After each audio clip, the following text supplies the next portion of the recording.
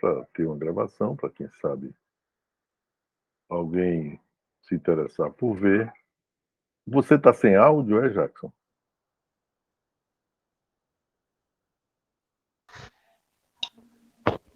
Alô? Oi, tá ótimo. Não, eu tô com áudio, porque eu tava Tá bom, tá num ótimo. lugar cheio de gente, aí não podia falar. Tem pessoas digitando aqui. Acho que é Gel. Não sei, tem alguém falando aqui, não estou entendendo. Gel, tá falando aqui com o Zap, não sei o que, alguma coisa, eu não sei o que fazer. Então, professor, vamos tocando o nosso barco, né? Hoje é o nosso. Você conseguiu ler o livro?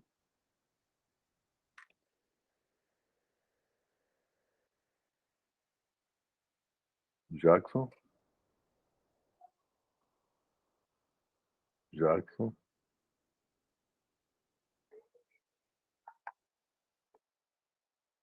Jackson?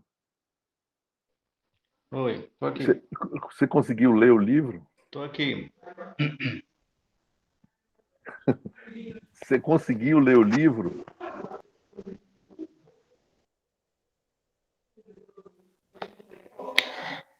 Eu não, professor. Minha internet não tá muito boa, não. Ele é online, né? Aí eu não. É que eu uso a internet da UBA. Aí lá não tava muito boa, não. É um link, né? Aí no grupo 2, Mas eu vou começar a ler, o eu vou livro está aí. tentar ler Você hoje para pegando. fazer o trabalho hoje. Começar hoje. É. Hum? Então, veja, a aula de hoje sobre isso, entendeu? É basicamente sobre o conteúdo do livro. A gente viu, vocês teriam lido, a turma teria lido, mas não veio ninguém. Então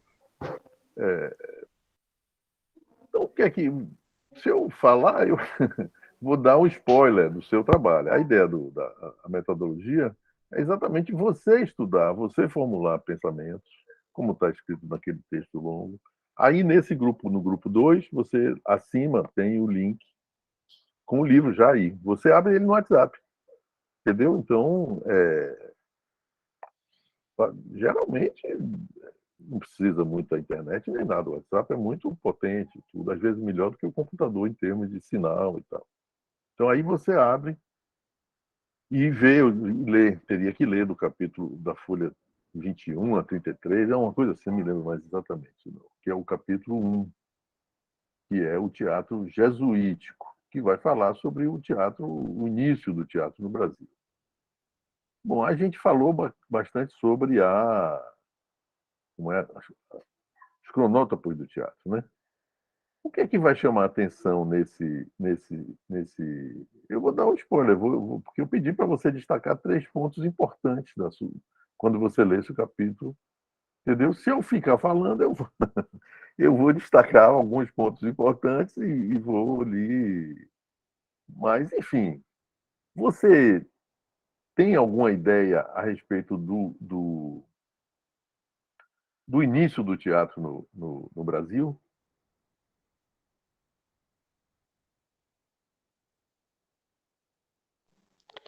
Ó, pelo tema aí, teatro jesuítico, eu acho que tem a ver com alguma coisa voltada mais religiosa, não? Sim, sim. O teatro no Brasil foi trazido pelos portugueses. Tem gente que, Ariano Suassuna, entre eles, gosta de fazer confusão. Então ficam dizendo que no Brasil não existia teatro, que ninguém trouxe teatro para o Brasil. Não é verdade. Então, como você viu na semana passada, a palavra teatro, na semana passada não, na segunda-feira, a palavra teatro não significa plateia. Plateia.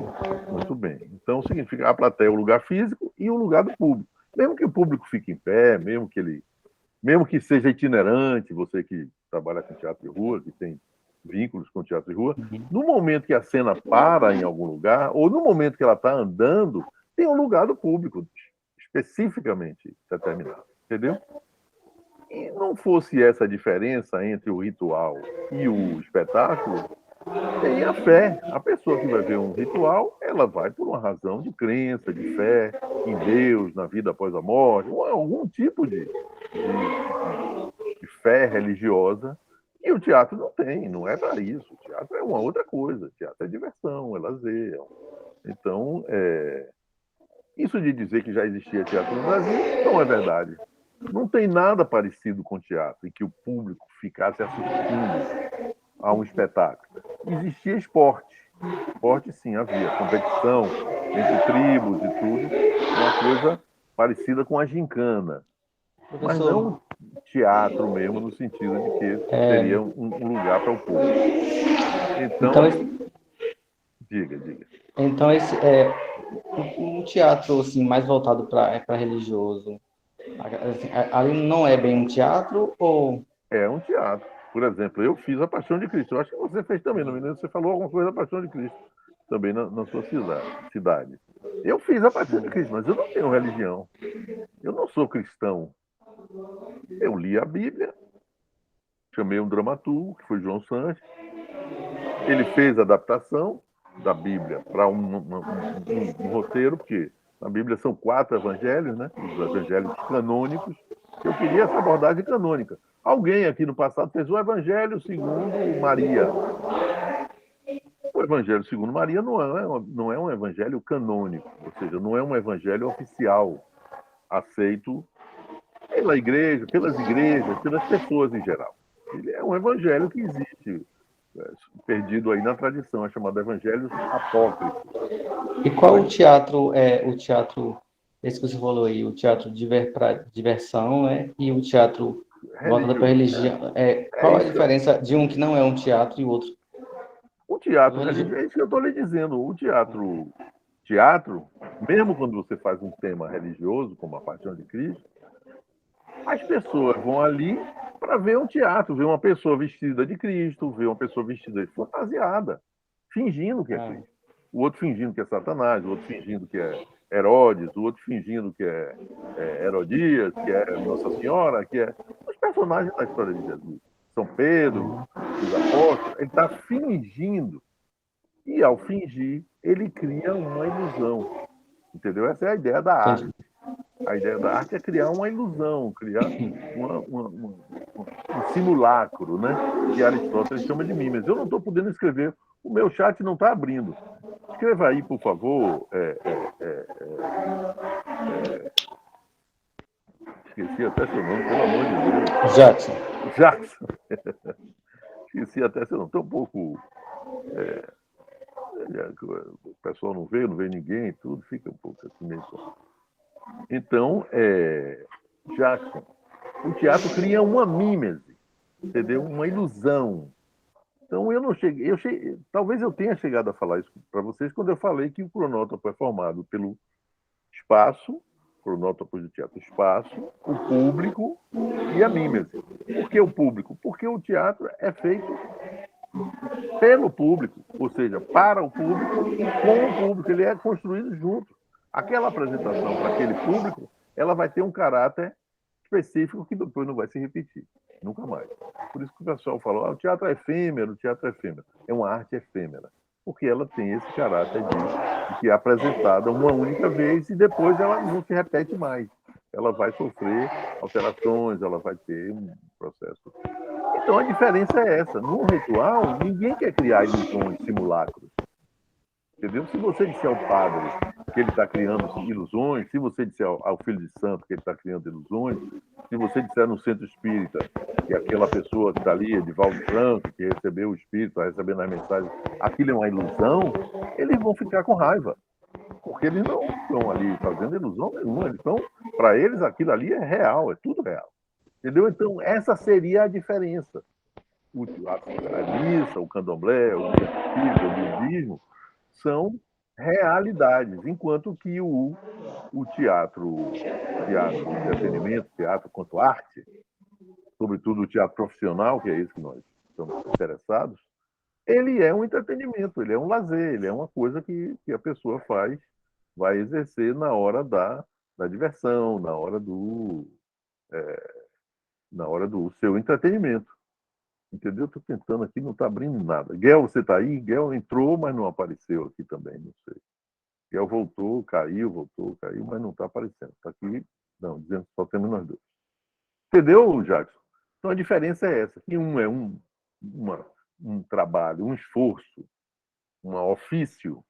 profissão, cujo ofício é criar ilusões, criar espetáculos, criar uma coisa que a pessoa viaja ali, criar uma situação, criar um personagem, criar. Então, é uma coisa do faz de conta. Se a gente puder reduzir a uma expressão infantil, seria o faz de conta. Não é? O inglês é make believe. O faz de conta. Fazer a crer, fazer de conta, fazer como se fosse. Então, aquele ator ali, ele faz de conta que ele é Jesus, o outro faz de conta que é São Pedro, o outro faz de conta que é Satanás. É um faz de conta. Na religião não tem isso. Na religião, as pessoas estão buscando um contato verdadeiro, para elas verdadeiro, com entidades sobrenaturais, inteligências sobrenaturais, imateriais, orixás, espíritos, santos, deuses, assim, de uma outra, entendeu? Uma outra chave, num outro patamar de atitude do público. Então, o público que vai para a igreja, ele é totalmente. Os atores são meio lá para dentro. Então, algum ator pode vir fazendo aquele personagem e começar a pensar que ele mesmo é o personagem, a mudar o seu comportamento em função do personagem. Isso acontece às vezes com teatro, é muito repetido e tudo. O ator vai assumindo, às vezes, a. Olha, Guel chegou. O ator vai assumindo, às vezes, a personalidade, o caráter do seu personagem, o comportamento do seu personagem. Mas no ritual de verdade, não. No ritual de verdade, aquele comportamento, a pessoa só tem ele ali no momento daquele ritual e ela tem aquele comportamento, o orixá, um espírito, o budismo tem isso também.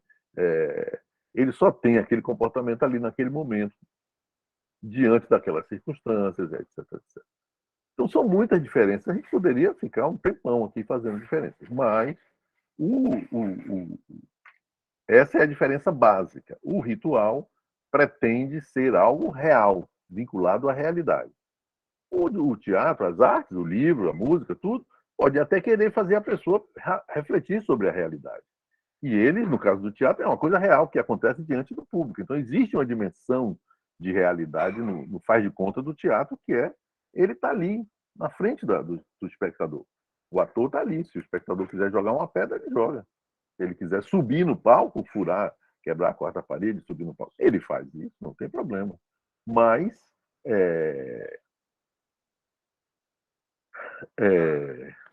então isso muda tudo. Quer dizer, esse fato de que o artista teatral, o artista do espetáculo, pode ser o cantor de ópera, o bailarino, o ator, o cantor de show musical. Então, quando você vai ver um show que você vê Caetano, você vê Marisa Monte, Ivete Sangalo, tudo, eles estão ali representando um personagem. Então, eles criaram uma imagem, criaram um personagem, e eles apresentam o show através daquele personagem que eles criaram para o público, que o público já identifica. Então, não é um personagem como Hamlet, ou como João Grilo, ou como um personagem bonitinha, do Bonitinha Mais Ordinário. Não é um personagem assim, nesse sentido. Mas é um personagem, é uma persona, por isso que se diz, é uma persona, é uma máscara, é um escudo que o artista cria para realizar aqueles espetáculos e conseguir criar uma ilusão para o público. Respondi? Sim, sim, Certo. entendi. Sim, Guel. Guel tá nos ouvindo? Está ouvindo bem, Guel? Está aí o ícone, a gente não sabe se está ouvindo. Eu não estou conseguindo abrir o chat aqui.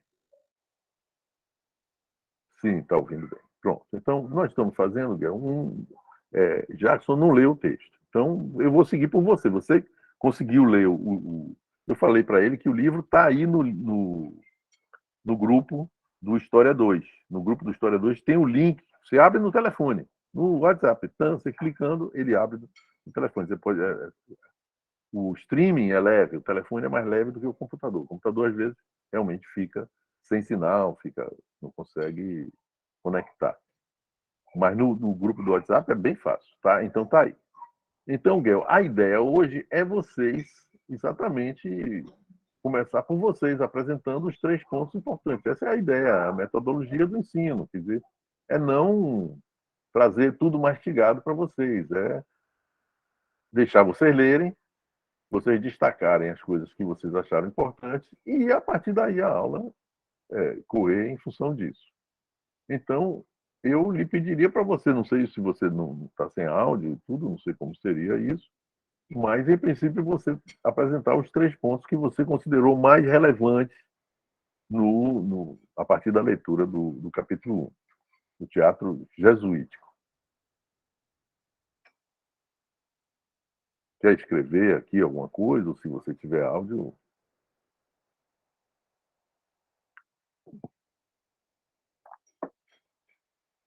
Sim, mas você consegue digitar? Quer dizer, quais foram os pontos relevantes assim para você? Eu não estou querendo atropelar, eu já estava falando com o Jackson trouxe a coisa do teatro, a diferença entre o teatro religioso e o teatro de entretenimento, digamos assim.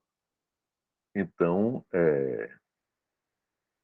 no quesito da catequese. Sim, pronto, então vamos. Você não tem como falar com a voz, né? Porque escrever é cansativo. Da dança, mídia. Aqui entrou uma palavra, já estavam introduzidas, sei lá. Da dança, Anchieta, que Anchieta já utilizava. Sim, sua amizade com os índios. Sim, sim. Isso foi aquela nossa conversa no fim da aula da segunda-feira. Quer dizer, o Anchieta, ele é um santo, né? Ele é um beato, né? O Papa beatificou, não sei se ele é um santo mesmo ou se ele é apenas um beato. Beato é como se fosse um semi-santo, para introduzir o teatro da catequização. Então, Anchieta era um cara realmente sério, era um católico sério, só ali o século XV. Então, Anchieta era um católico sério. Então ele estabeleceu com os olhos azuis e tudo, caminhava pobre, andava descalço, caminhava muito, ia nas comunidades, ele tinha uma. Mas isso está fora do mundo do estudo do teatro. É só a gente saber que Anchieta era sério. E que Anchieta, antes de Nóbrega, Anchieta escreveu um texto ou dois pequenos, que ele já. Mas eu pergunto a vocês, por que Anchieta escreveu um texto para teatro? Por que ele usava teatro? O teatro tinha que função nas mãos de Anchieta?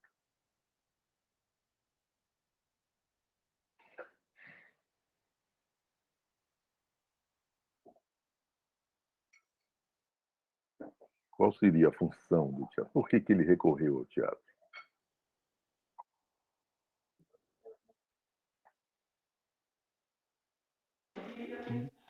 Eu acho que é porque o teatro é uma forma mais. Posso falar? Pode, claro. Claro.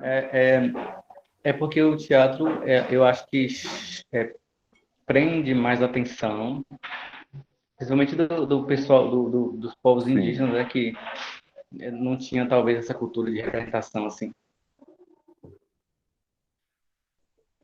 E aí falar de Sim. Deus, Miguel de também pregar falou. para os índios, acho que Sim, seria mais sim. fácil para eles, para ensinar os índios, né? Catequizar. Sumiu aqui, sua voz está indo e voltando, viu, Jackson? Eu vi você bem falando bem sobre prestar atenção, que o teatro conseguia prender mais a atenção dos índios. E Guel falou do lance da catequese e tudo, que é uma coisa também importante.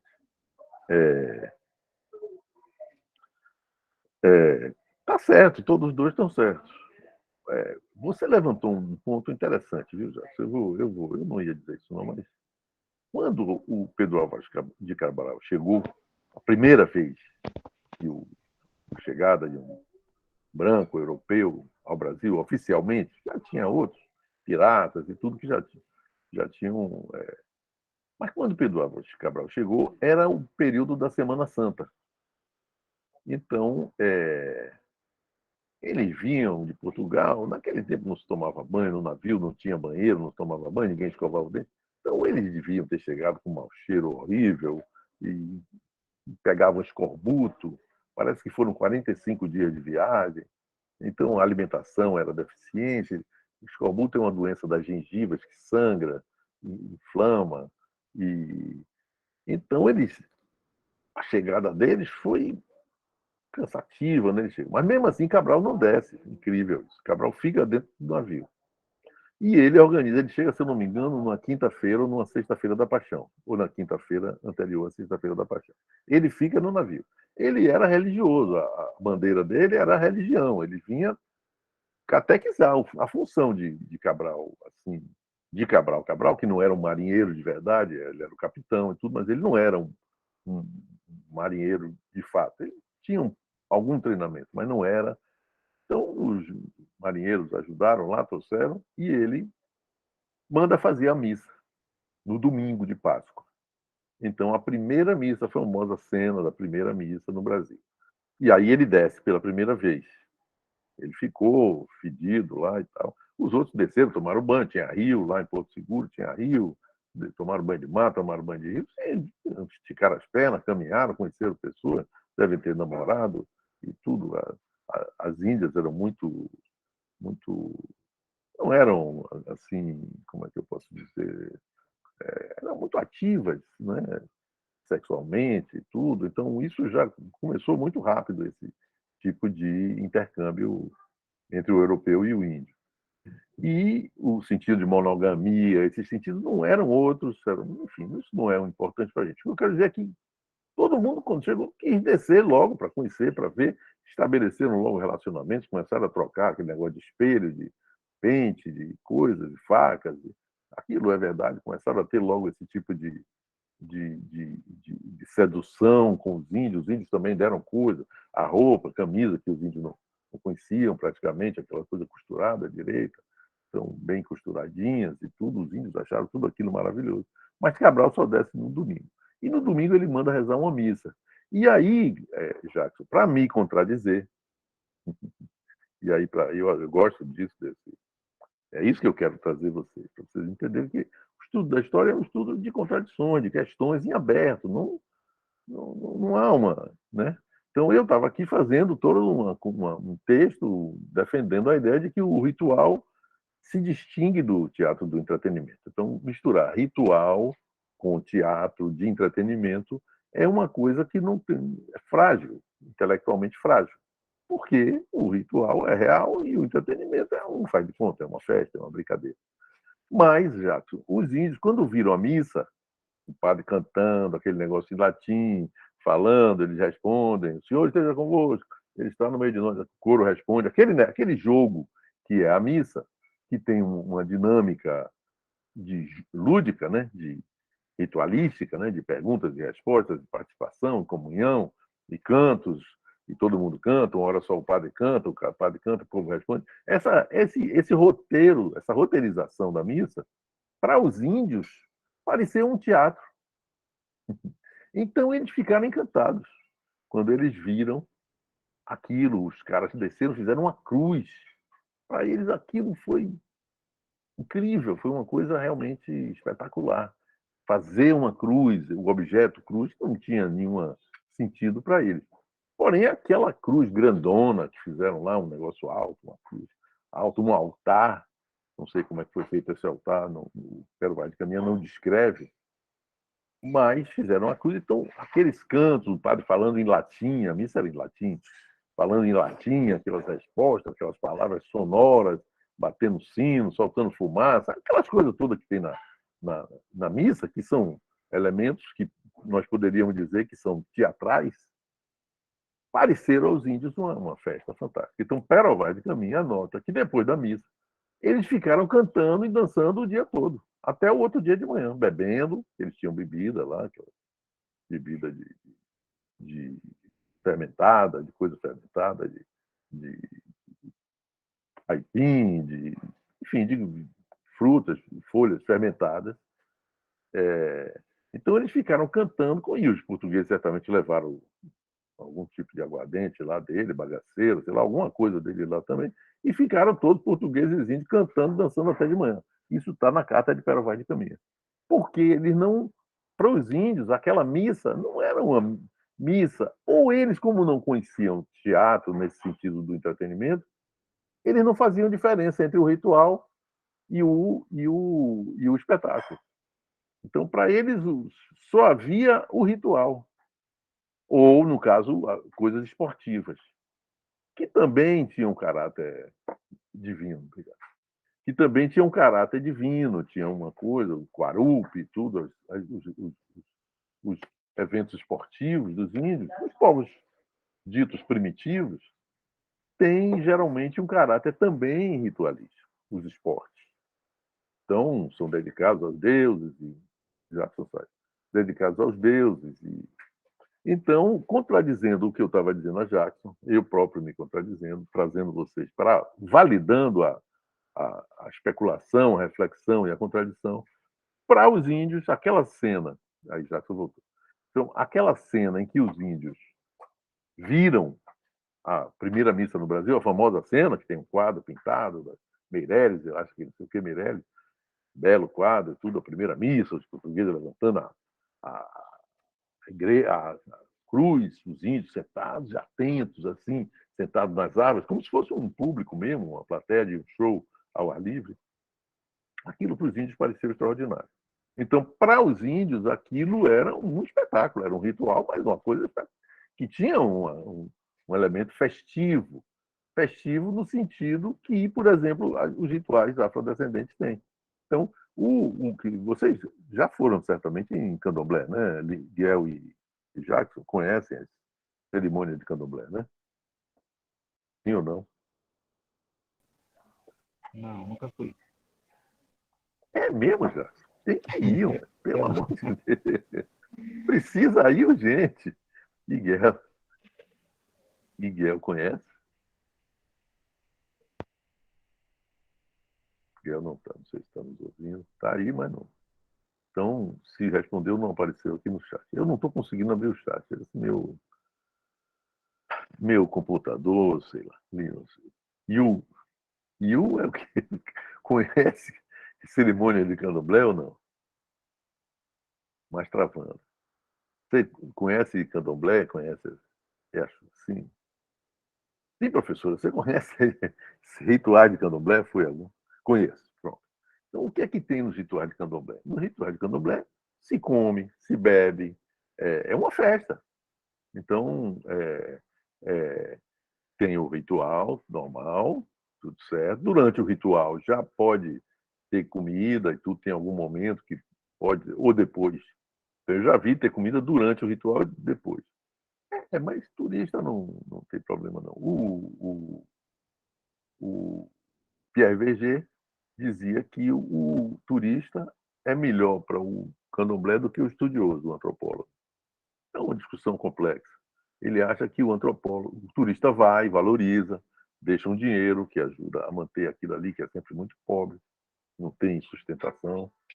Então, o turista faz tudo isso. Enquanto que o antropólogo vai perguntar, grava pessoas, começa a valorizar um e não valoriza o outro, isso já gera ciúme, já cria brigas internas. O antropólogo revela os segredos, que muita coisa daquelas ali não pode ser dita, não deve ser dita, e não deve ser escrita. Então, mil questões. Pierre Verger, o candomblé é uma coisa oral. Então, há uma discussão. Mãe Estela, que é uma líder importante, além de mãe de santo, importante, tudo é uma liderança. No caso da discussão do candomblé, defendia que se devia escrever. Ela diz, o que não se escreve, tem um livro dela que o título é O que não se escreve, o vento leva. Então, ela quer dizer isso. O que não se escreve, o vento leva. Se você não escrever, não registrar, depois vai sumir. A tendência é sumir, vem outro, vai mudando, a mentalidade, a memória vai se transformando e acaba. Vira uma outra coisa. Porque o pessoal do candomblé tem um esforço muito grande no sentido de preservar as tradições intocadas e purificadas da modernidade. Todo o trabalho do pessoal do candomblé durante o século XX foi nesse sentido, de não se não se abrir para intervenções, para interferências e tudo, e tentar manter os princípios de pureza da sua Constituição.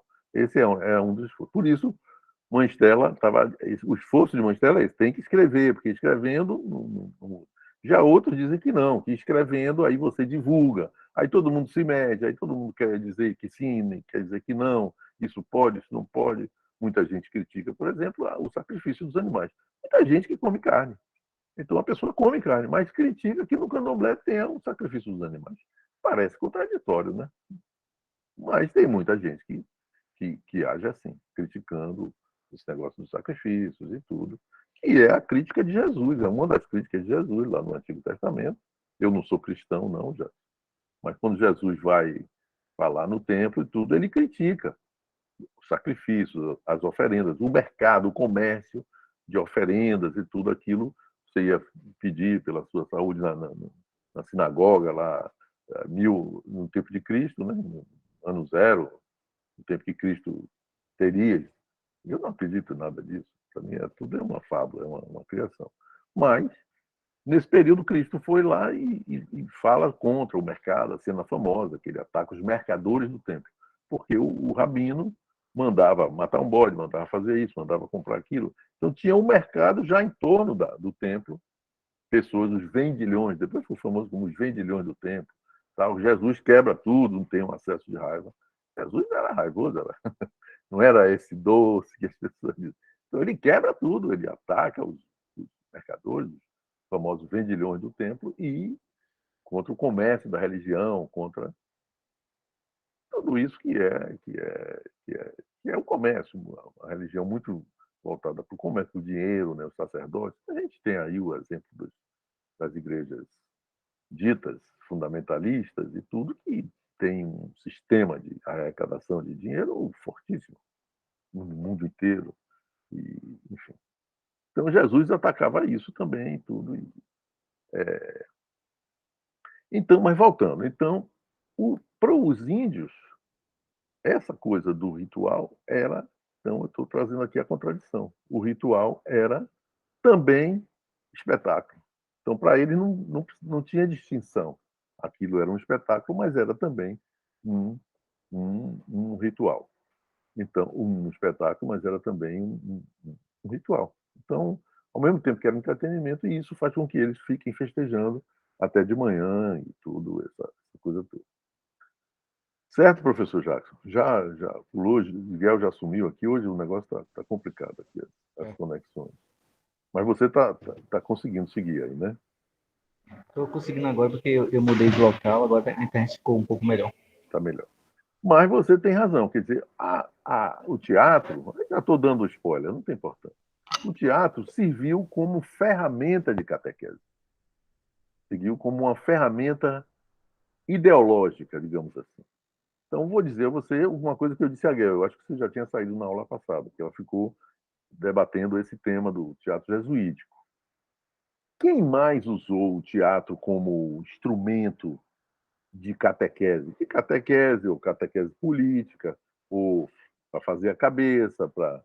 Quem mais você teria alguma ideia de que, na história, quem mais teria usado o teatro como ferramenta de formação de mentalidade?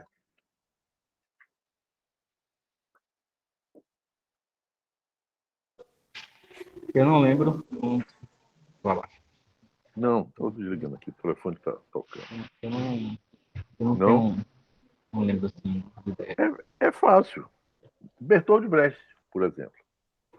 Bertold Brecht, Brecht o que é que ele quer fazer com o teatro? ele usava mais político, não é? Político, mas para defender uma determinada ideologia.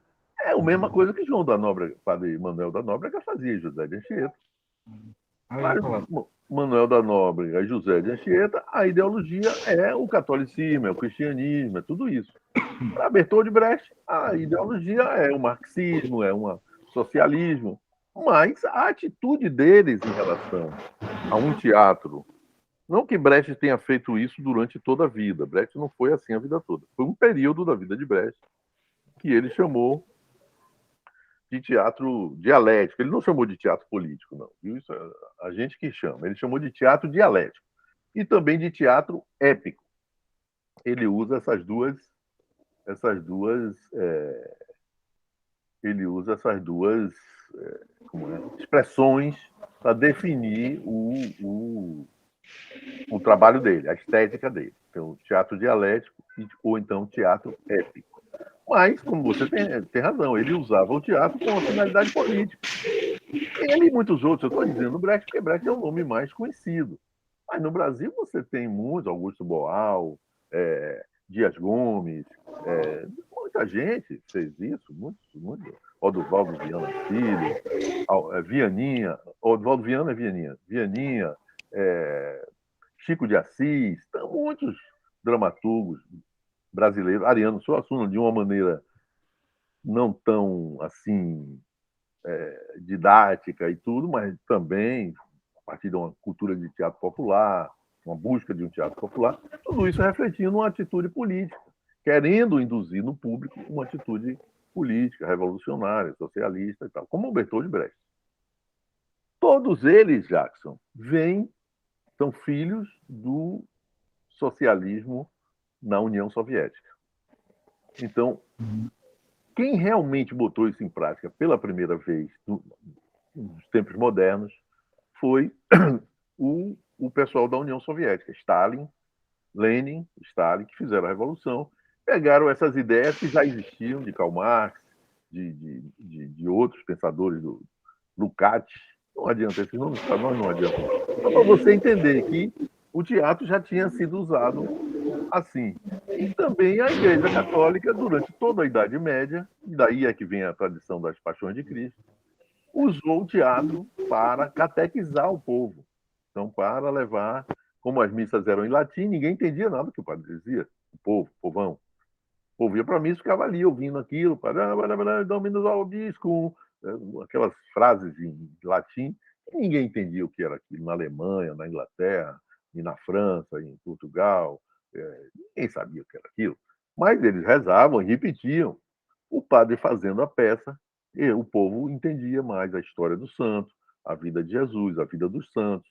Então, aí tem os mistérios, os chamados mistérios medievais, autos e mistérios medievais. Eu não posso nem escrever porque o meu chat não está abrindo. Que porcaria que está acontecendo aqui. O chat não abre. Por alguma razão. Eu estou conseguindo gravar aí, está sendo uma façanha, porque eu não sei nem como. Não abre nada aqui. Já saí, voltei, mandei 2 links, mas não funciona. O negócio de gravação realmente é um problema, viu? Mas então, professor, na Idade Média a igreja usava, e se você for futucar, Jackson, na antiguidade, o teatro grego, Prometeu Acorrentado, Édipo Rei, tudo isso tem um fundo religioso. São temas, são mitos que têm um fundamento religioso. Então, o fundamento, que é uma palavra muito usada no candomblé, o fundamento, as fundações, a base do teatro grego, daquelas tragédias clássicas da Grécia, tudo, das epopeias e tudo. Era religioso, eram santos, eram entidades, um pouco diferente da coisa católica, politeísta, mas eram histórias de entidade, de Dionísio, de Aquiles, de Hércules, de seres que tinham uma formulação. Naquele tempo não falava a palavra santo, mas de uma formulação, digamos, sobrenatural, supernatural, acima da natureza, dos seres da natureza. Eles pertenciam a uma outra realidade cósmica, celestial, uma outra realidade imaterial. E, por isso, o teatro também era uma coisa meio de catequese. E aí, que mais a gente fala sobre esse período do teatro jesuítico? Se você considerar os cronótopos, como seria o espaço para essas apresentações de Anchieta e de Manuel da Nóbrega? O espaço, o senhor quer dizer, o teatro? O espaço onde o espetáculo se apresentava, assim. Como era esse? A gente viu que palco plateia é uma coisa só, pelo amor de Deus. Não vamos nunca mais voltar a falar só do palco. que é o que normalmente os autores de história fazem. Só falam do texto, do palco, no máximo falam um pouco do estilo do espetáculo, assim, mas nunca buscam um vínculo do teatro com o público.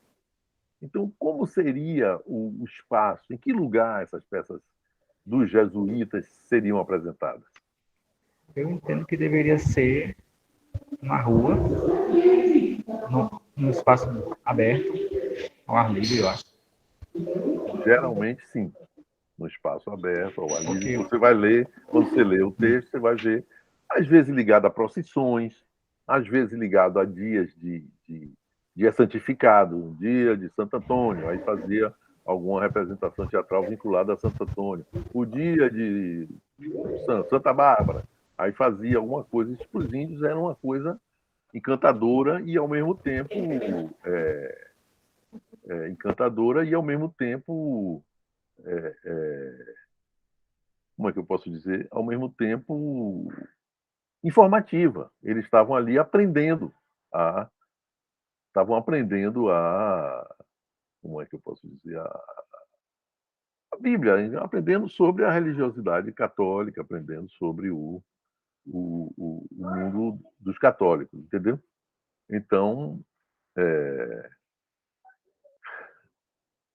o espaço era geralmente aberto, mas apresentava também na própria igreja, viu? Já tinha poucas igrejas, pequenas capelas, o entorno das capelas. Você sabe que as igrejas têm, em torno da igreja, uma área, né? Chamada de adro, geralmente chamada de adro, que fica em torno da igreja. Às vezes esse adro é murado, bota uma cerca, bota um muro, às vezes não. Então, em torno da igreja tem um espaço que é meio como um palco, que é um pouco mais alto do chão. Então, às vezes, ali no próprio adro se fazia apresentações. E, às vezes, até dentro da igreja, a depender do tipo de apresentação. Se não tivesse muita comédia, muita coisa, naquele tempo comédia, tudo isso era considerado uma coisa mundana e como é que eu posso dizer, meio condenável. Então, não se fazia comédia dentro da igreja, não creio que alguém fizesse. Mas pode ser que sim, ninguém sabe. Um dia de chuva, alguma coisa assim, levava tudo para dentro da igreja. Mas você tem razão. Seria ao ar livre. Então, seria um teatro de rua. Geralmente tinha uma procissão, de uma maneira geral, não é que sempre, obrigatoriamente, era assim. O povo vinha seguindo a procissão, essa procissão terminava no palco, tinha o espetáculo. Então, juntava, entendeu? Isso é uma coisa que muitos grupos de teatro de rua fazem. Você que tem vínculo com teatro de rua deve saber disso, pode saber disso, e se não sabe, fica sabendo. Muitos grupos fazem isso, eles fazem um bochicho, fazem um percurso, uma coisa itinerante, um caminho, uma coisa, e com isso eles atraem as pessoas e tudo isso se junta num lugar e tem uma apresentação. Então, é uma estratégia clássica, digamos assim, uma estratégia tradicional de teatro de rua, é essa de fazer uma procissão que termina no palco, num espaço cênico, e às vezes tem um palco, os desenhos que tem das apresentações dos jesuítas, às vezes tem um palco mesmo construído. Embora no passado remoto de Anchieta, de André da Nóbrega, não creio que isso fizessem um palco. É muito trabalhoso, muito para um único dia. Não tinha ninguém para fazer, nem nada. Devia ser no chão mesmo. Então seria um teatro de rua, ou um teatro na rua, como eu prefiro chamar, porque existe uma delimitação do espaço, o palco, a plateia, claramente delimitados esse organismo, que é o teatro, que é o palco-plateia, isso estaria completamente configurado e estabelecido ali naquele evento. Então, seria o que eu chamo de teatro na rua, diferente do teatro de rua, que o teatro de rua usa uma árvore, usa um montinho que tem, uma pedra, um buraco, uma janela, usa a geografia, a topografia. Né? O espetáculo ele se movimenta ali na topografia do que existe. Um telhado, o que for, a pessoa, dependendo do espetáculo, naturalmente, né? Da direção, da ideia, da estética. Então, essa seria a distinção de teatro na rua ou teatro de rua. O teatro de rua ele está instalado, ele está integrado na topografia, na geografia e na topografia do ambiente, lugares altos, lugares baixos, comprido, corredor, o que tiver janela, torre, árvore, tronco, toco. E o teatro na rua não. Ou monta um palco, ou cria uma rodinha, ou cria um cantinho, ou aproveita um declive e faz ali ligado ao declive, bota o público no declive e fica os atores embaixo. Ou uma coisa alta, bota os atores no lugar alto, como na igreja. Tem na frente da igreja, tem aquela calçada mais elevada, aquele espaço. Naquele tempo não tinha calçada, era tudo de barro. Mas um lugar um pouco mais elevado do que a rua. Então, ali poderia funcionar como palco. Tá certo? É. Então, por tudo isso, Jackson, o nosso autor começa dizendo aqui, ó, o teatro no Brasil, o teatro chegou ao Brasil tão cedo ou tão tarde quanto se desejar. Se por teatro, se por teatro entendemos espetáculos amadores isolados, de fins religiosos ou comemorativos, o seu aparecimento coincide com a formação da própria nacionalidade. Então, esse argumento, própria nacionalidade, tendo surgido com a catequese das tribos indígenas feita pelos missionários da recém-fundada Companhia de Jesus. Se, no entanto, para conferir ao conceito sua plena expressão, exigirmos que haja uma continuidade de palco, com escritores, público, atores relativamente estáveis, então o teatro só terá nascido alguns anos após a independência, na terceira década do século XIX. Então ele vai dizer logo, botando para quebrar, que esse teatro do século XVI até o século XIX não é teatro.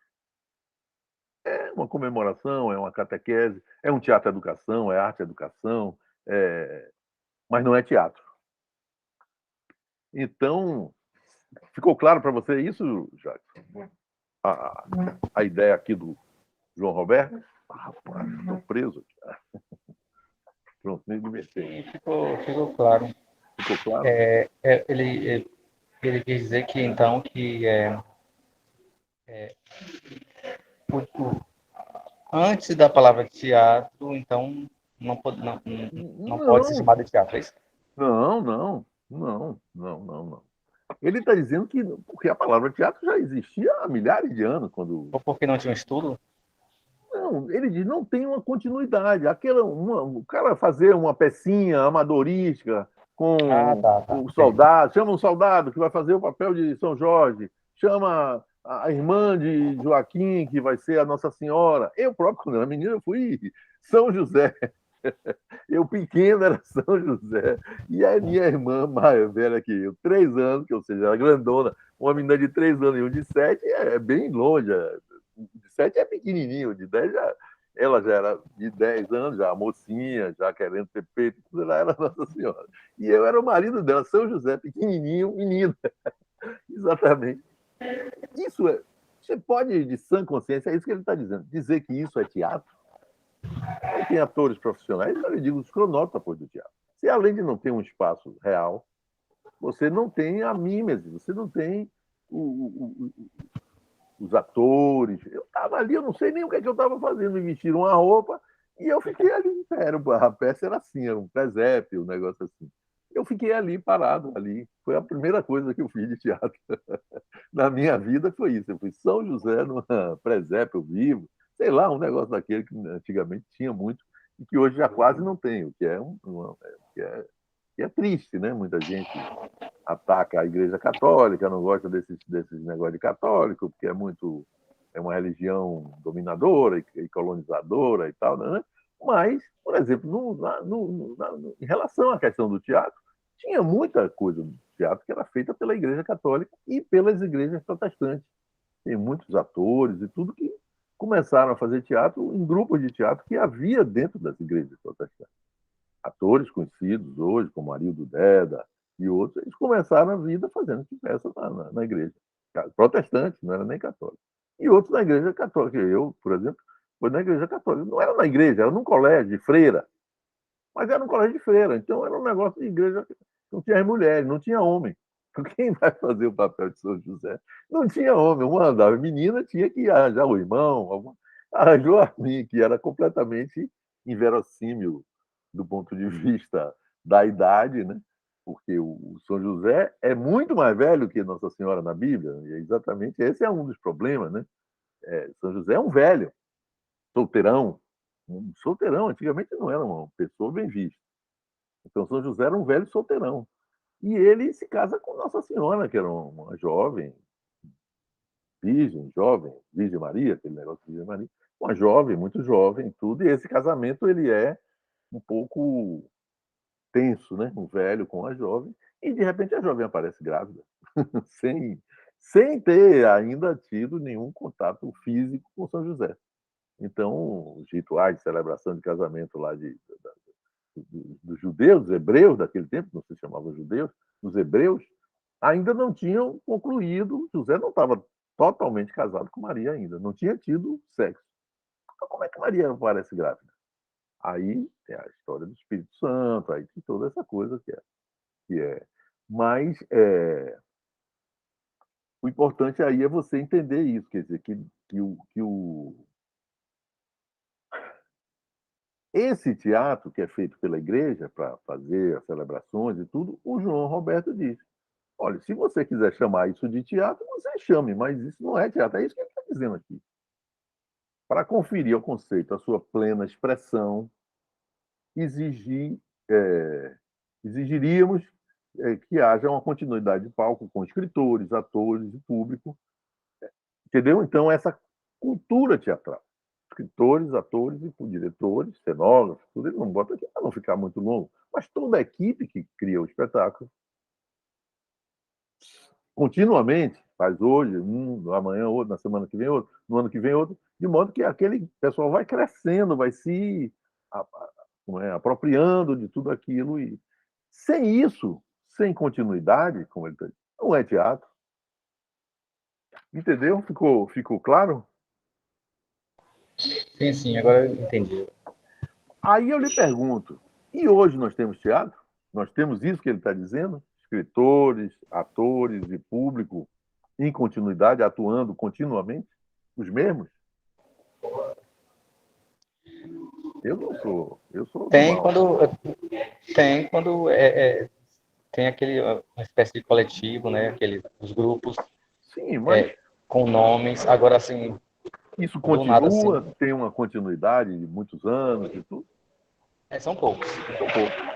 É o que eu lhe digo, na sua cidade, que eu sempre esqueço o nome, quantas pessoas da minha idade, eu tenho 66 anos, quantas pessoas da minha idade têm fazendo teatro na sua cidade? Eu acho que não tem nenhum. Nenhum. Entendeu? Então não existe continuidade. Entendeu? Aqui em Salvador, que você é uma cidade muito maior, onde teoricamente haveria muito mais possibilidade de florescer uma cultura teatral, nós somos pouquíssimos. Pessoas de mais de 60 anos, 5, no máximo, 4, 5, 6, no máximo. Somos pouquíssimos. Não sei porque não há esse estudo, é aquele velho problema nosso. Nós não temos os estudos, as informações, não existem informações. Então, não tem isso que ele está dizendo. Autores, atores, diretores e um público contínuo, que é o mais importante. Então, aquela coisa dos cronógrafos do teatro. Teatro é espaço. Salvador tem vários teatros. Na sua cidade deve ter pelo menos um teatro. Tem? Tem, Tem? Tem? tem um centro cultural. Centro Cultural.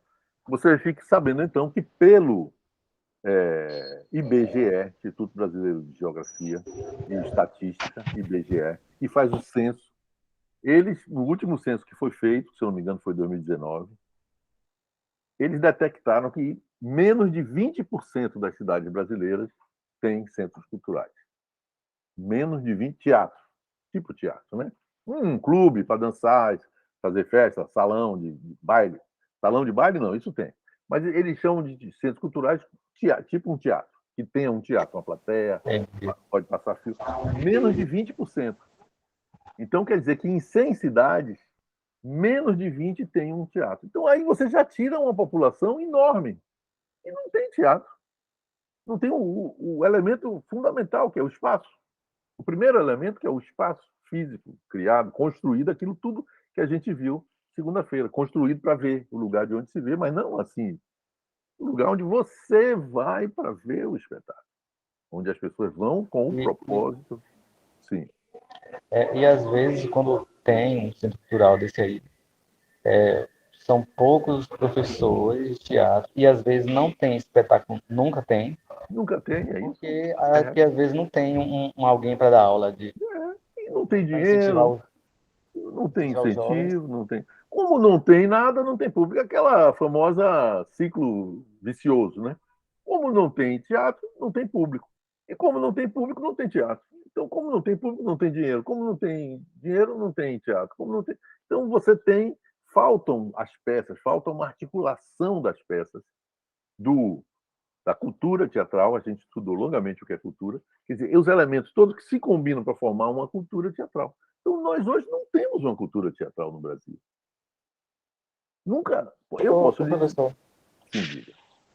na minha cidade agora, antes da pandemia, os prefeituras estavam investindo muito em escolas de música. O senhor acha que pode Investindo. ser que também Falhou aqui, viu? Investindo em quê? investindo em escola de música? Escola de música, sim. Você acha que a partir disso aí pode ser que chegue também ao teatro lá? Pode. Lá tem um centro cultural, tem um espaço de Sim. teatro. Pode sim, pode. Você mesmo pode. Você pode ir lá no Centro Cultural e dizer, pô, bicho, vamos fazer aqui um negócio, vamos. Aí leva pessoas daqui de Salvador ou de outras cidades, chama um grupo para ir se apresentar lá, você leva o seu grupo para se apresentar na outra cidade. Isso tudo pode gerar, entendeu? Falta muito isso, entendeu, Jackson? É isso. O meu objetivo no curso, o meu objetivo, digamos assim, de fundo, grande objetivo básico, é trazer essa consciência para vocês, que a história do teatro é feita por nós. A história do teatro não vem de governo, não vem, o governo não ajuda o teatro, e por isso que o teatro é fraco. É aquele ciclo vicioso. Se o teatro for forte, por que os políticos dão dinheiro aos músicos? Porque para eles ficam bem na fita. Ele contratar um show de uma grande celebridade brasileira e levar para a cidade do interior dele, ele fica bem. Então, não quer dizer que ele goste de música, que ele acredite que a música melhora a vida das pessoas, ou mesmo que ele queira melhorar a vida das pessoas. Ele não quer nada disso. Ele é político, ele quer roubar, brasileiro. O político só faz roubar. Mas ele quer ser reeleito. Então, para se reeleger, ele tem que parecer, pelo menos no período eleitoral, no ano antes da eleição, ele, que se chama o famoso ano eleitoral, um ano antes das eleições, ele tem que mostrar serviço. Então, ele vai fazer de tudo que ele puder. E uma das coisas que os políticos brasileiros fazem, em geral, são esses grandes shows com grandes celebridades, e eles dão dinheiro super estimados, e eles dão dinheiro, o show custa 400 mil, eles dão 600, e o artista, inclusive, devolve 200 ou mais. Só Deus sabe. Aí tem 1000 jogadas, 1000 coisas. E, então, por que eles não fazem isso com o teatro? Porque o teatro não tem público. Então, é um ciclo vicioso que começa conosco. Essa é a história. Se você for provocar, se você for batalhar, o teatro pode funcionar. Se você quiser Assim, chamar eu a acho que pessoa, se você quiser, vamos fazer um bate-papo online com é isso que eu estava. Cleise Mendes, se você quiser, eu ajudo. Com Cleise Mendes, com Jackson Costa, com pessoas, eu mesmo, sei lá, qualquer pessoa que você acha que o pessoal de lá vai gostar de ouvir. Aí, online, vamos fazer. Eu ajudo, se você quiser fazer. Você conta comigo. É isso Cília, que eu acho. Maria Menezes, esse pessoal vê na televisão, Maria Menezes, Frank Menezes. Sim, desculpe, eu lhe interrompi. É isso que eu penso assim, que o teatro, geralmente no interior, ele não tem público porque não tem De um teatro. grupo de teatro para incentivar as Isso. pessoas a ir assistir. É um ciclo vicioso. Como não há uma regularidade, porque a primeira peça que você fizer vai ter pouca Vai gente. ter. Aí você tem que encontrar uma maneira de chegar no público, chamar os amigos, fazer rifa, sair vendendo os bilhetes, cada um leva o elenco, bota um elenco grande, Um dos segredos para ter grande público numa situação dessa é você ter um elenco grande, porque o ator pega o seu irmão pela gola, você vai ver seu pai, sua mãe, a família de cada um vai. Então, se você tem um elenco com 10 pessoas, 15, vocês não vão ganhar dinheiro, mas vocês vão ter público, porque 15 pessoas vão levar 100 espectadores só entre parentes, amigos e no mínimo 150 pessoas. Cada um leva 10, no mínimo, para uma apresentação. Aí você fazendo vários dias, aí o cara começa a vender, não, R$ 5. Ora, se você, veja, se você faz uma peça com 5 pessoas e o ingresso custa 10 e 5, é muito barato. 10 e 5 é muito, é mais barato que uma garrafa de cerveja. Então não é tão difícil vender esse ingresso. Se cada ator vender 100 ingressos, não, 100 não, 100 é muito. Se cada ator vender 20 ingressos, cada ator faz R$ 100, vendendo 5 ingressos a R$ 20. Eu botei 20, fiz um erro de conta aqui, um erro de cálculo. Se ele vender 5 ingressos, ele faz R$ 50. Então, cada apresentação vai faturar R$ 250. Se você fizer 5 apresentações na semana, cada ator recebe R$ 250. R$ 1.000 por mês. Aqui para nós não é tão ruim, entendeu, Jackson? É pouco, é uma merreca. Mas se você faz isso, faz também uma peça infantil, aí você vai nas escolas, vende lá 10 e 5, 10 inteira, 5 meia, e também vende 100 ingressos, então você vai, entendeu? Faz mais R$ 100, mais R$ 200. Então você começa a fazer sentido do ponto de vista da profissionalização, fazer os espetáculos. Então vocês vão começar a faturar cada ator R$ 500 por semana, digamos. São R$ 2.000 por mês. Aí vocês vão ter que reinvestir uma parte desse dinheiro, no princípio. E aí é que vai, entendeu? Aí você vai funcionando, vai chegando. Nós tivemos aqui na Bahia, nós vamos com sorte chegar lá. Nós tivemos aqui na Bahia, nos anos 80, exatamente puxado pela música, a música Axé Music. O Axé Music é o primeiro movimento cultural, artístico-cultural brasileiro, fora do eixo Rio-São Paulo, que aconteceu inteiramente na Bahia, que gerou uma receita de nível profissional, que foi autossustentável. É isso o sentido da palavra autossustentável, autossustentabilidade. Então, autossustentabilidade é isso, você faz um negócio que dá lucro. Não é apenas ganha um pouco de dinheiro. Ganha o dinheiro para pagar todas as despesas, lucro é isso. Despesa, receita. Receita, pagou a despesa, sobrou um dinheiro. Esse dinheiro é o lucro. Esse lucro será reinvestido em outros projetos ou será gasto. A pessoa ganha, é a sua remuneração. Então, nos anos 80, o Axé Music, pela primeira vez, conseguiu isso no Brasil. Nunca, nem nunca, todos os artistas brasileiros, Luiz Gonzaga, Dorival Caymmi, todos tinham que ir para o Rio de São Paulo. Todos. Caetano Veloso, Tropicalistas, Tom Zé, Novos Baianos. A minha irmã, Regina Dourado, que foi morar no Rio para fazer novela. Todos. Sem nenhuma única exceção. Jorge Amado, escritores, todos tiveram que ir para o Rio de Janeiro e São Paulo. Primeiro o Rio, São Paulo. São Paulo é onde tem o dinheiro e o Rio é onde tem o glamour. Sempre foi assim. Então, sempre os artistas ficaram entre Rio e São Paulo. Os tropicalistas, por exemplo, Gil, Caetano, etc., começaram em São Paulo. Os novobaianos também começaram em São Paulo. Era o começo, porque o Rio é competitivo com a Bahia, então você tem aí um histórico. Então, nunca houve um movimento cultural no Brasil, na história da cultura brasileira, que detecte, que perceba, que registre a existência de um projeto cultural de grande porte fora do eixo Rio-São Paulo. Esse primeiro projeto é o Axé Music, e você tem filmes na internet, documentários, tudo, você pode saber isso com toda facilidade. Foi que houve em relação ao teatro?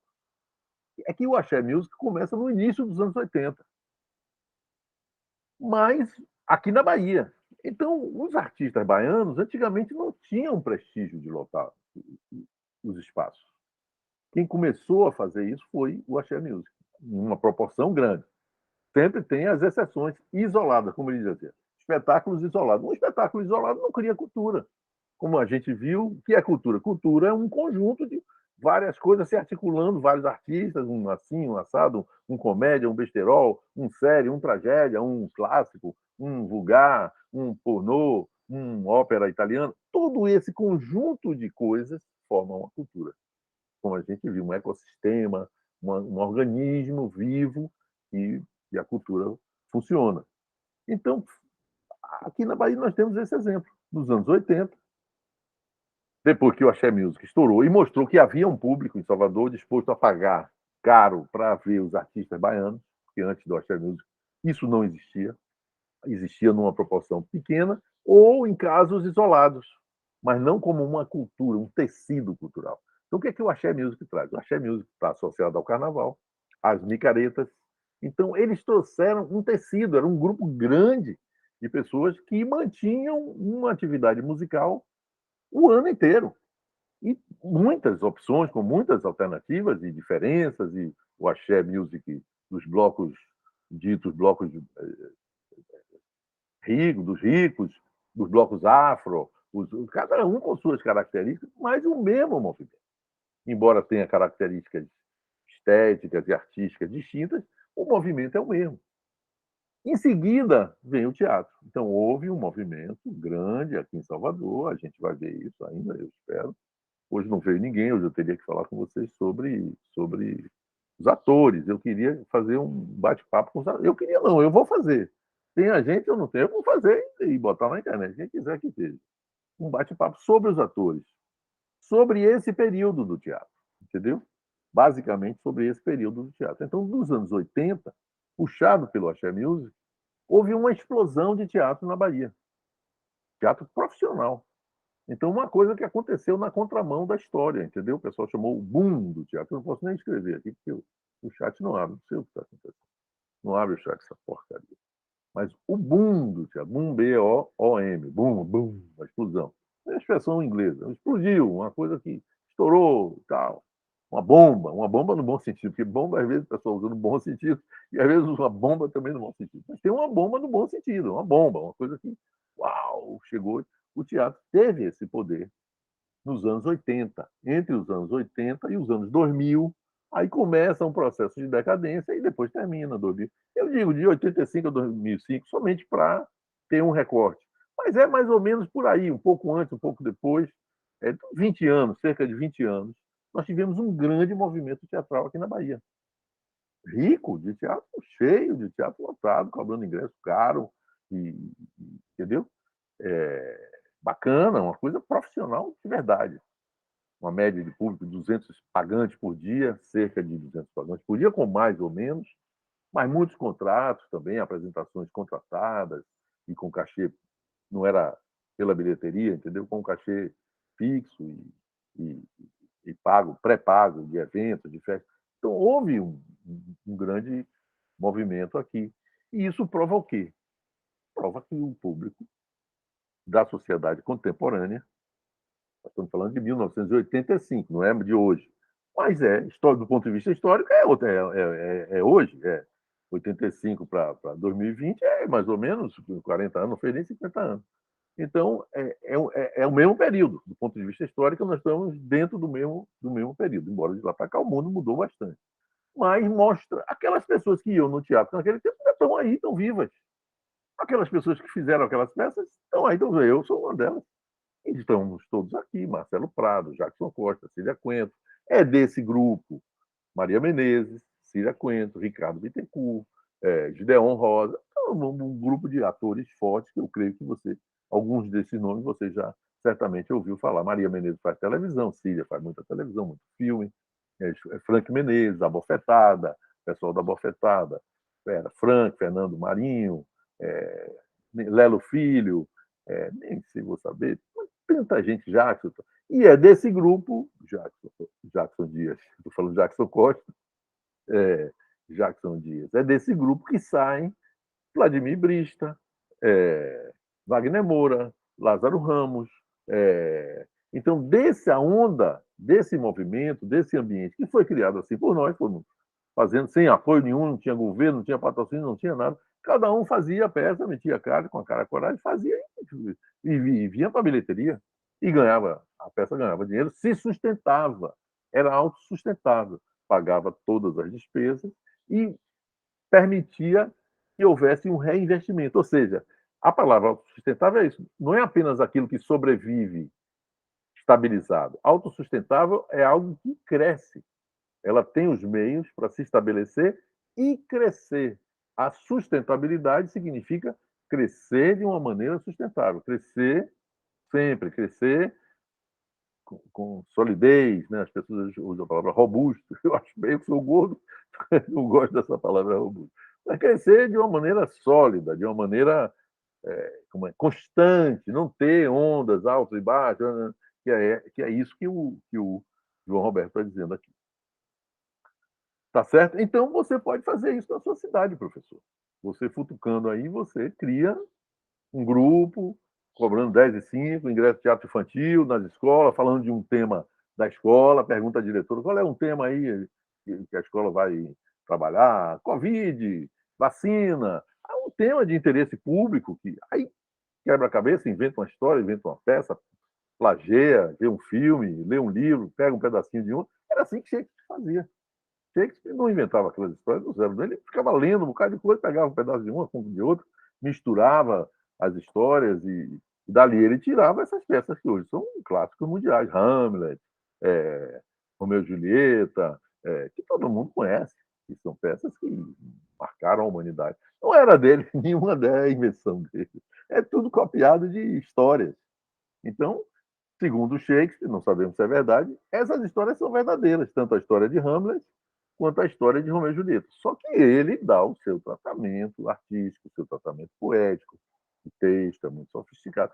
Aí não tem nada, você mete mão, aí vai fazer o seu. Não tem, como Arthur dizia, né? Não, ninguém tem sentido ficar montando peça de Shakespeare. Você tem que fazer a peça hoje, fazer uma peça que interesse ao público de hoje, que tenha referências de hoje, fazer uma peça sobre realidade virtual, sobre teclar, ficar teclando, essa coisa das crianças, esse vício das crianças de ficarem no computador. Esse é um tema que o professor quer, o pai quer que tenha uma peça sobre isso, para o menino ver a peça e ele abrir a cabeça. Então, se você fizer uma peça dessa, eu não tenho a menor dúvida que você vai vender bastante ingresso, que os professores vão gostar, o diretor da escola vai gostar, os pais vão gostar.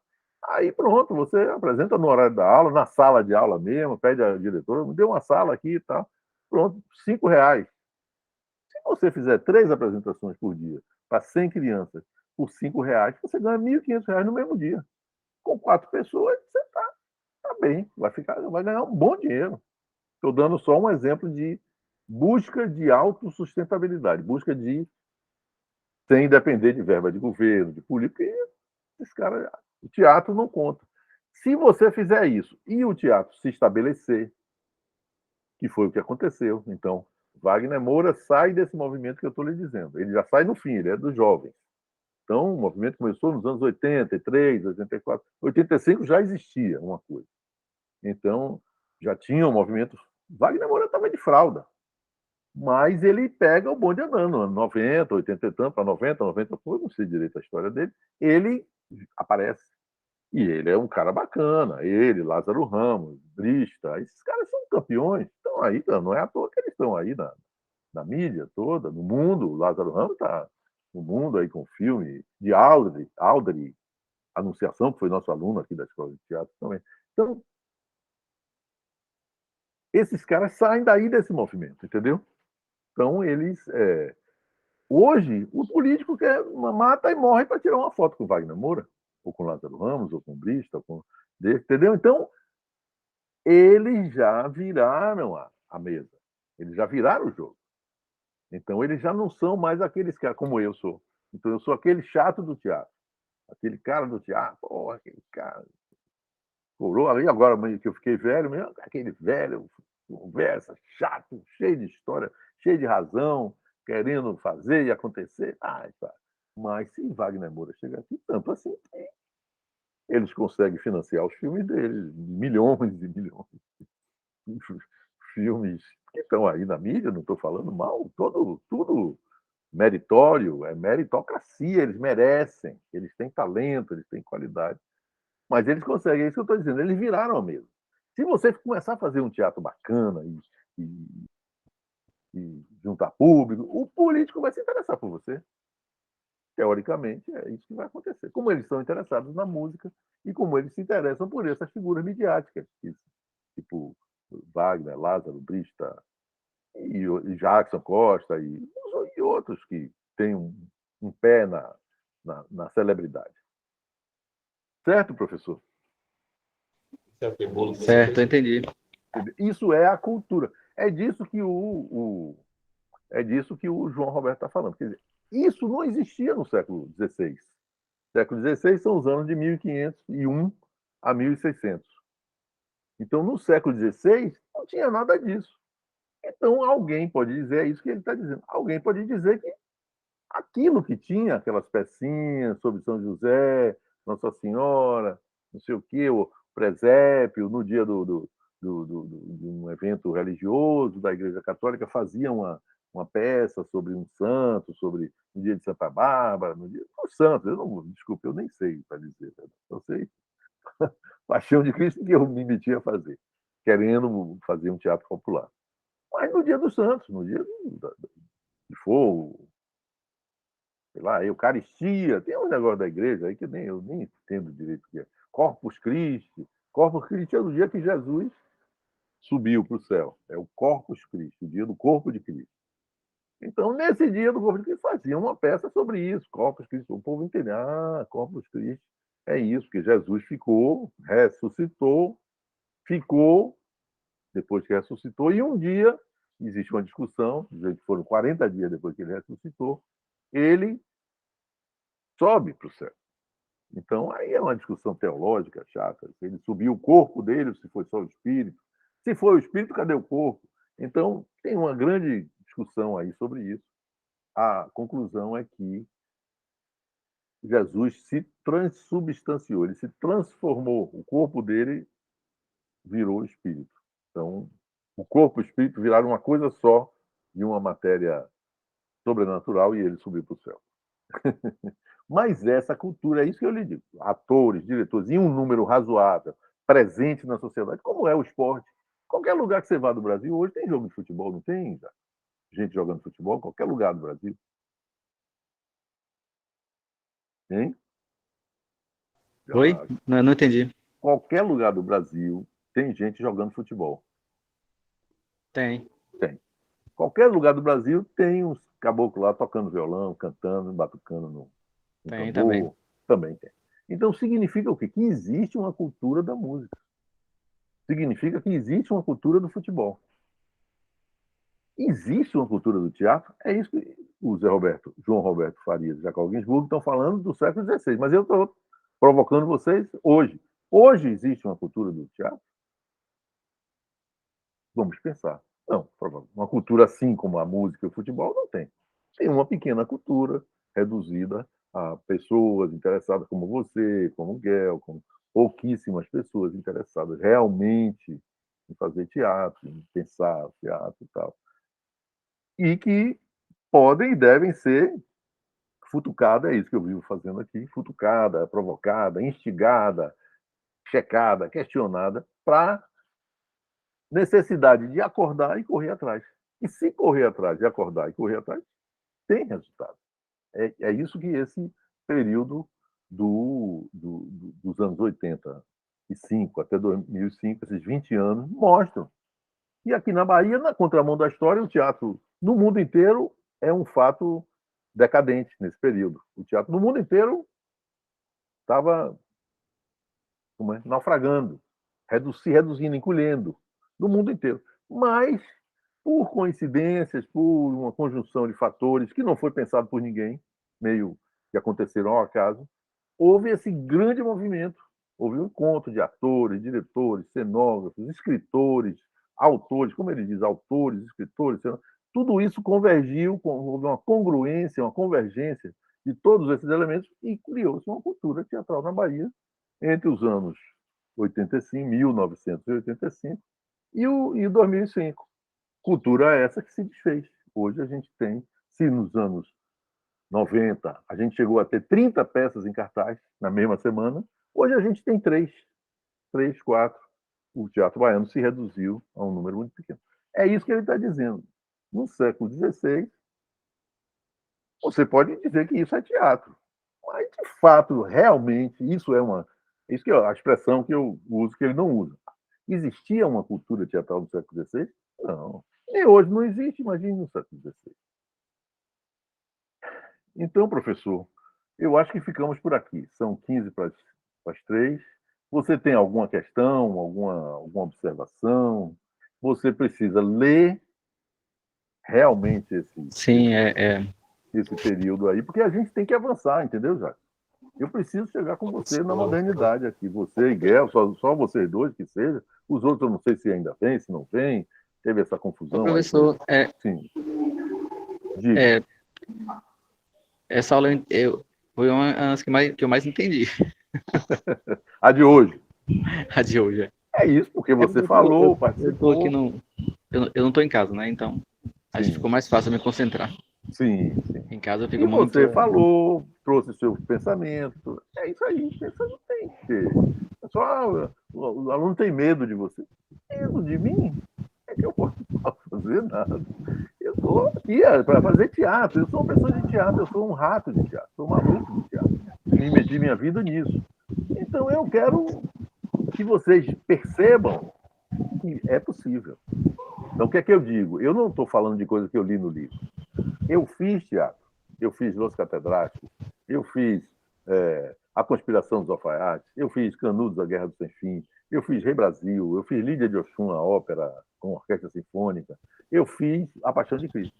Então, eu vi que nos espetáculos, seja o espetáculo profissional, comercial, como era Los Catedráticos, ficou 12 anos em cartaz, seja no teatro popular, que foi o teatro que me interessou realmente, e o público gosta de teatro. Essa ideia de que o público não gosta de teatro, que teatro é uma coisa velha, é uma ideia errada. É simplesmente isso que eu estou tentando fazer vocês entenderem. E essa é uma ideia errada. O teatro tem possibilidade de existir na sociedade contemporânea. Se a gente fizer isso. Se a gente ficar sentado reclamando da vida, não vai acontecer. Vai acontecer o que está acontecendo, que é o teatro está cada dia encolhendo mais, cada dia se perdendo. Então, professor, hoje eu vou meter a cara. Eu vou negociar o livro e vou tirar o print da tela e vou... Se você não... não precisa você tirar o print. Você clicar no link, ele abre. Mas eu vou salvar no Word depois, não. Vai ficar mais fácil eu carregar. Ser. Aí você depende do streaming, aí você fica um pouco nesse lugar aí, entendeu? E você depende, às vezes... Eles estão bloqueando isso. É isso que eu estou dizendo a vocês já há umas 2 semanas ou 3. Os donos do livro, dos direitos autorais, estão bloqueando. Cada dia é mais difícil. Eu, há uns 2 anos atrás, eu baixava tudo que é texto do mundo. Hoje em dia eu tenho grande dificuldade. O que está acontecendo? A única conclusão que eu cheguei é que os donos dos direitos autorais, que querem vender o livro deles, com toda razão, estão conseguindo que a internet, o Google, tudo vá bloqueando, entendeu? Não permite. Às vezes você abre o link, mas você não consegue baixar. É isso que eu quero lhe dizer. Se você conseguir baixar esse que está aí no seu telefone, ótimo. Eu tentei compartilhar do grupo 1 para o grupo 2, não consegui. Do grupo 2 para o grupo 1, não consegui. Mas você já está no grupo 2, então o livro está bem aí. Se você... você não tem acesso, né? Ainda não. Não, eu vou mandar para você aqui, porque do mesmo grupo, do grupo para ele mesmo, você vai ter acesso. Eu lhe mando agora mesmo quando terminar a aula. Mas o link do grupo 2 está errado, né? O link do grupo 2 está errado? O link que você mandou lá no grupo aí. Não, eu lhe mandei, eu consegui mandar para vocês um link que é de um site. Não, eu tô no link do WhatsApp, do grupo do WhatsApp. Poxa, você não entrou no grupo 2, não? Não, né? Acho que nem eu, nem Guilherme, não. Guilherme perguntou aí, né? Poxa, mas eu mandei. Depois, quando terminar a aula, você tenta de novo. E se você não conseguir, me diga. Porque eu mandei de novo. Eu atrapalhei grupo 1 com o grupo 2. Aí eu mandei, quando eu vi Guel falando, eu mandei de novo para o grupo 1. Tá. Então eu vou olhar depois. O link do grupo 2 para o grupo 1. Esse negócio de confusão da vida. Agora, o que eu vou fazer agora, quando desligar aqui, é mandar o livro de novo, mandar entendeu? Reencaminhar o livro para o mesmo grupo. Eu tentei mandar de um grupo para o outro, não foi. Mas dentro do próprio grupo, provavelmente eu vou conseguir. Porque você não tem acesso às mensagens. Não, Caso você entre hoje no grupo 2, é isso. você não vai ter acesso às mensagens anteriores. Mas então me diga se você tiver acesso ou não, porque aí eu vou tentar, eu vou mandar para você. Tá bom. Tá certo? Então ficamos aqui, professor. Parabéns aí pela resistência, professor. A resistência, você está aguentando a aula aí. Meu celular Firme e forte. meu celular tá em 12%. Vixe, meu Deus do céu. Então pronto. Então vamos ficar por aqui e nos vemos na próxima quarta-feira. Tá bom? certo. Qualquer dúvida, qualquer questão, qualquer momento, mande WhatsApp, telefone, mande mensagem, e-mail. Eu terei todo o prazer em tentar, dentro da minha possibilidade, responder e esclarecer. Tá certo? Tá certo. Valeu, Até então, semana que Jackson. vem. Até Tchau. quarta, então. Bom resto de semana para você, viu? Até mais. Até. Tchau, tchau.